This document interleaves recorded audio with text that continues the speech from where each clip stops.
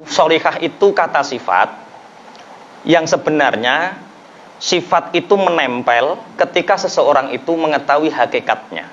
Jadi kalau al-mar'ah itu artinya hakikat seorang wanita. Jadi kalau ada wanita yang tidak sholihah, berarti dia tidak mengetahui hakikatnya sebagai seorang wanita. Wanita itu makhluk yang terkuat di dunia. Buktinya apa, Pak? Buktinya banyak orang TNI, banyak orang polisi itu mengatakan seperti ini. Di laut kita berjaya, di darat kita buaya, tapi di rumah kita tak berdaya. Itu bukti nyata bahwa ternyata di antara laki-laki yang kuat itu masih kuat yang di rumah. Mereka di laut bisa berjaya, di darat bisa jadi buaya, tapi di rumah tidak berdaya. Orang-orang Arab itu punya paribahasanya kullu dzati sidarin kholah. Setiap dari gadis itu adalah bibi kita. Artinya seorang laki-laki yang menjadikan, misalkan begini, terjadi pemerkosaan terhadap gadis, itu sebenarnya dia tidak menghina gadis itu, tapi dia menghina ibunya, menghina saudara perempuannya, menghina bibinya, menghina keponakannya. Jadi ketika kita menyia-nyiakan hidup wanita, hidup perempuan, berarti kita sama halnya menyia-nyiakan orang yang satu jenis dengan ibu kita, saudara kita, bibi kita. Ini baru satu-satunya Bu Iva, saya ngomong langsung didengarkan. Biasanya saya marah-marah dulu, baru didengarkan. Saya sampai biasa mengatakan jangan jadikan anakmu yatim sebelum waktunya, karena buahnya wanita yang seneng dolanan HP tinimbang ngrungokno petuah. Dan alhamdulillah ini mungkin yang terbaik, Allahumma amin. Dalam semua kehidupan ya seperti itu. Harus jadi yang pertama kalau bisa. Kalau nggak bisa yang pertama, jadilah yang terbaik. Kalau nggak bisa yang jadi pertama, nggak bisa yang jadi terbaik, jadilah yang berbeda. Kalau tiga hal ini ada di antara kita, pasti kita akan selalu berjaya. Allahumma amin. Kita lanjutkan. Wanita itu harus kita muliakan. Jadi wanita itu satu makhluk yang dimuliakan Allah dan dimuliakan oleh dunia seisinya. Sampai ada kullu dzati sidarin kholatun. Di setiap diri gadis kecil itu, di situ ada bibi kita, ada ibu kita, ada saudara kita. Kita tidak memuliakan wanita, berarti kita tidak memuliakan ibu kita, saudara kita, bibi kita. Kemudian kanat kholatul mar'ati al-ijtimah, kanat halatul mar'ati al-ijtima'iyah, ini yang kita bahas ya. Walam tazal ala atwarin mukhtalifatin wa syukulin mutabayinatin bin nisbati ila tanawu'il azminati wal bayi'at. Tapi pertumbuhan wanita ini berbeda.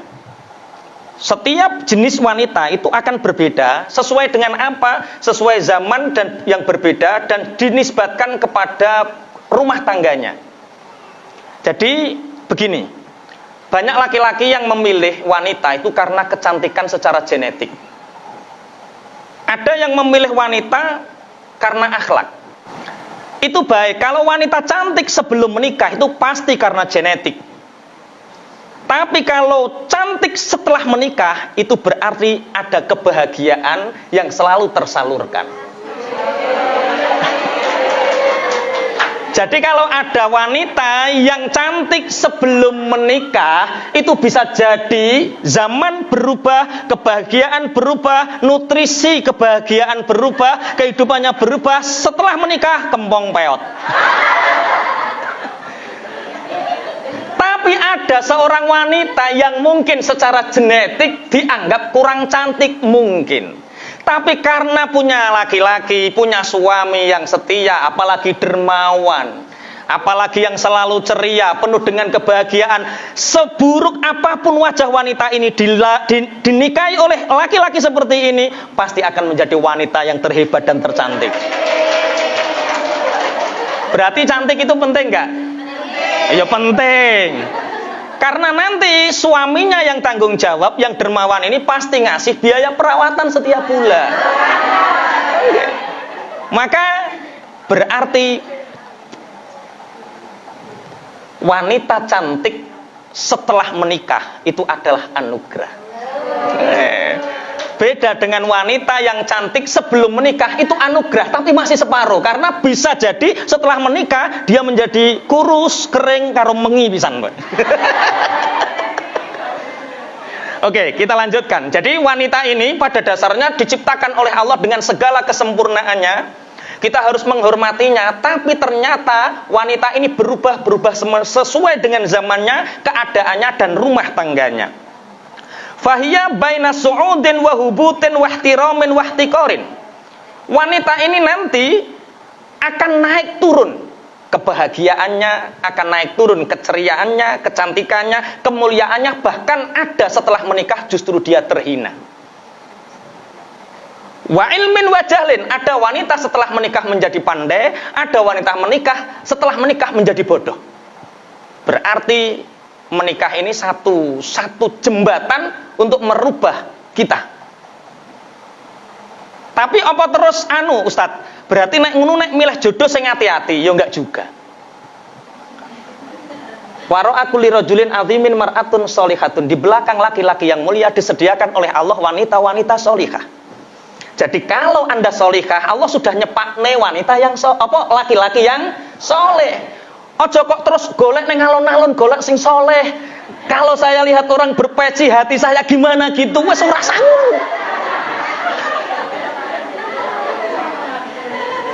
Bentuk diri kita wanita yang solihah, maka Allah akan menyediakan laki-laki yang soleh. Bagaimana menyediakannya? Wallahu a'lam. Itu logika langit. Teknologi langit kita nggak ada yang tahu. Ada saja jalannya. Ada mungkin seperti saya menikah bukan karena saya mencari, tapi saya menikah karena kasihan. Loh, saya menikah karena kasihan, betul. Kalau menikah karena jatuh cinta itu berarti salah. Iya, lah urung-urung wis jatuh.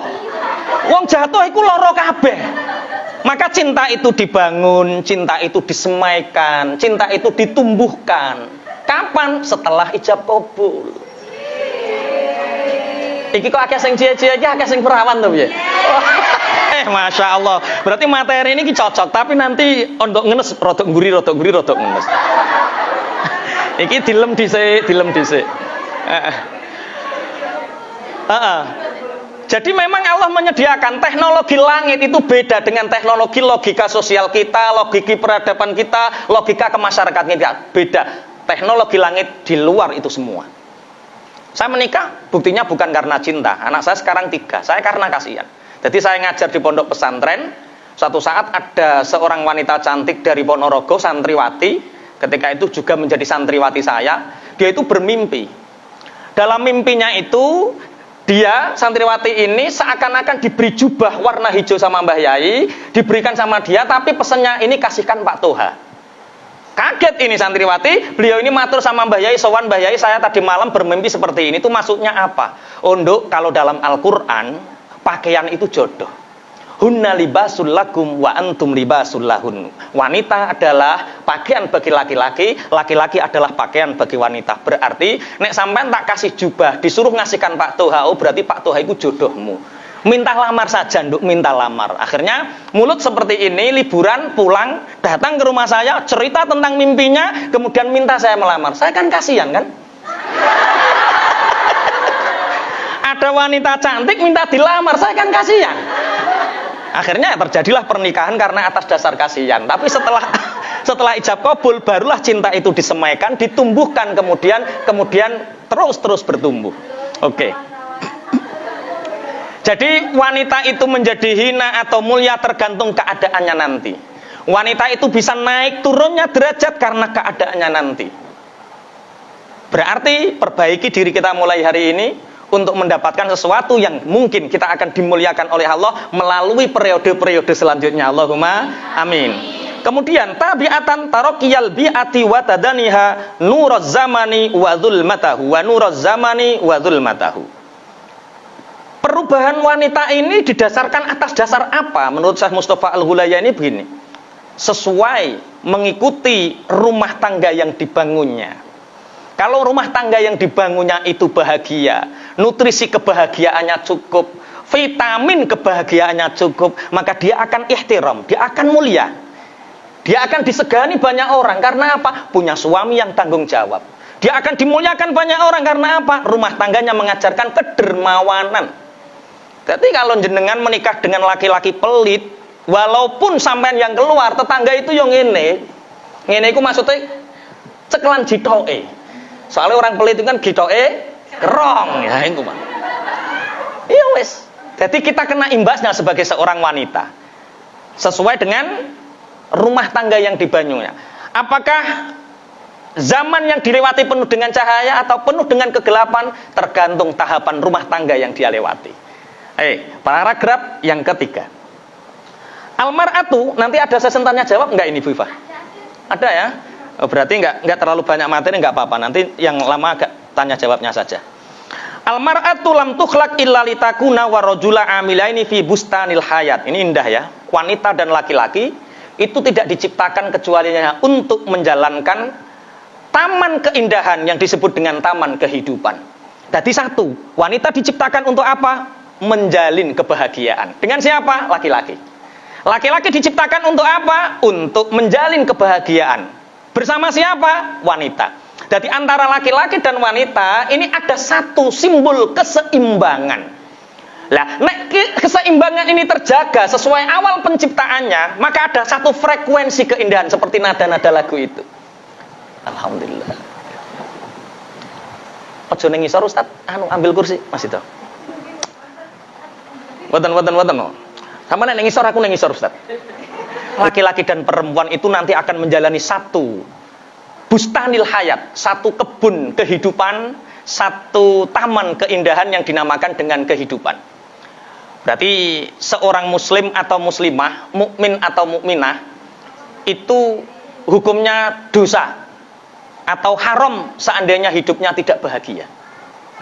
Gusti Allah nggawe kaya ngene, apike alam donya kaya ngene, kok iso gak bahagia iku apane sing gak dibahagiakno. Oke, dilanjut. Baida anna likulli wahidin minhuma amalan khosotan bihi la yajmalu bihi ayyata'addahu. Tapi keindahan ini akan terbentuk, rumah tangga ini akan terbentuk bila satu, masing-masing dari laki-laki ini, wanita ini punya tugas-tugas tertentu yang diambil. Ketika melewati batasnya, maka keindahan itu tidak akan tercipta. Ono wong wedok kok dadi pemimpin ning rumah tangga, berat. Maksudnya sing berat sing lanang. Nek sing wedok yo gak ngrasakno. Tidak seimbang. Kok ono laki-laki yang menjadi isti, ngerti isti? Ikatan suami takut istri. Jadi tadi tak terangkan Ustaz, di laut laki-laki itu berjaya, di daratan laki-laki itu buaya, tapi kalau di dalam rumah dia tak berdaya.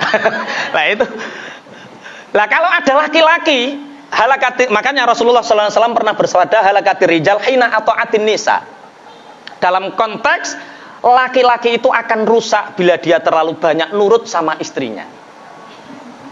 Nah sekarang kita perhatikan di sekeliling kita, perhatikan di depan kita, belakang rumah kita. Kira-kira banyak mana laki-laki yang menjadi pemimpin atau laki-laki yang menjadi follower? Laki-laki yang mendidik istrinya atau laki-laki yang menuruti kemauan istrinya? Oh, itu jangan menginspirasi Anda untuk meniru. Farrajulu yaflahu ardahu wa yagrisu ghorsahu wa yabdhuru habbahu. Laki-laki itu menjaga buminya, tanahnya, menanam bijinya, menanam tumbuhannya, dan menebar benihnya. Itu tugas laki-laki. Tugas laki-laki pertama apa? Menjaga tanahnya agar selalu subur, dikai vitamin, dikai nutrisi, dikai pupuk, rabuke cukup. Itu tugas laki-laki. Kemudian apa? Menanam tumbuhannya. Kemudian apa? Menyebar bijinya, benihnya. Sedangkan wal mar'atu tata'ahatu al-hubba wal gharsa bisakki wa tunfi ma yujawiruhuma min fasidin nabati. Sedangkan seorang istri, seorang wanita itu menjaga benihnya, menjaga tanamannya dengan cara menyirami, menghilangkan penyakit-penyakit yang ada di tumbuhan itu. Iki nek dijelasno asline wah keh, tapi garis simple ngono. Kan ini wong cerdas-cerdas kabeh Ustaz. Jadi gak perlu penjelasan, ini kan tak bacakan artikelnya saja. Jadi nanti penjelasannya wis bisa. Jadi laki-laki itu menjaga tanahnya, kemudian nandur itu tugasnya wong lanang. Tugasnya wong wedok njogo tandurane supaya gak kepangan racun, gak kepangan penyakit, menjaga benihnya agar selalu terjaga. Anak dijaga itu tugas perempuan. Kemudian wamal bustanu illal bait. Yang dimaksud kebun itu ya rumah itu. Rumah tangga itu kebun kita. Anak-anak kita ini buahnya, anak-anak ini tumbuhannya. Kalau nggak dijaga, dipangan ular. Nggih ta? Maka pendidikan itu saya ibaratkan seperti Darussalam ini saya ibaratkan seperti pabrik sorban, Bu Iva. Pabrik sorban. Anak-anak kita itu seperti kapas, ngerti ya kapas ya? Ora kok sing sak kulone balen ora. Kapuk kapas. Enggak sak kulone balen.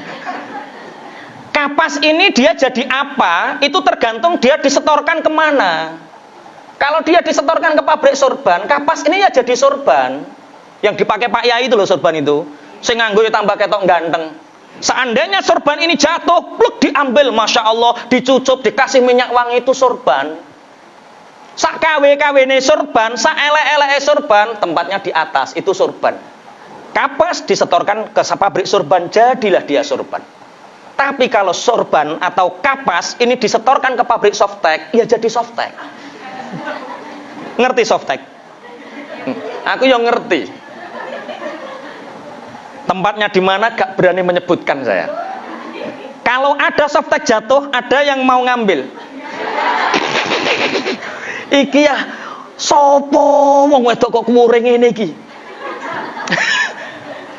Beda dengan sorban. Anak-anak kita hari ini, Masya Allah kita lihat anak-anak kita hari ini, kapas ini banyak yang disetorkan ke pabrik sorban atau pabrik softtek. Pabrik softtek itu anak-anak yang di jalan, Masya Allah, liar, gak berpendidikan. Ini yang disalahkan nanti oleh saya Mustafa ini siapa? Kita lanjutkan nanti. Contohnya softtek itu ya anak-anak yang masih usia SMP, SMA. Iku Masya Allah bocah lanang dan ceplian. Ini berarti yang setore pabrik softtek. Lengene digambari Ustaz, kalau jengking. Padahal lengene rapatek gede yo cilik, tapi gambarnya kalau jengking. Kaosnya bolong tulisannya panitia kiamat. Jos tenan iki pokoknya. Itu berarti kapas ini kalau nggak disetorkan ke pabrik sorbannya jadinya softtek seperti itu. Oke, kita lanjutkan. Kebun kita adalah rumah. Wamal bustanu illal bait. Tidak ada kebun kecuali rumah tangga yang dibangun itu. Wa ma amalur rajuli illa sa'yu liman yahwihi minal ahli. Dan tugas laki-laki yang paling pokok adalah menjaga kebunnya, menjaga keluarganya, menjaga istri dan anaknya. Ini tugas laki-laki. Jadi laki-laki itu harus gagah. Nggak boleh laki-laki cemen di hadapan anak, laki-laki cemen di hadapan istri, nggak boleh.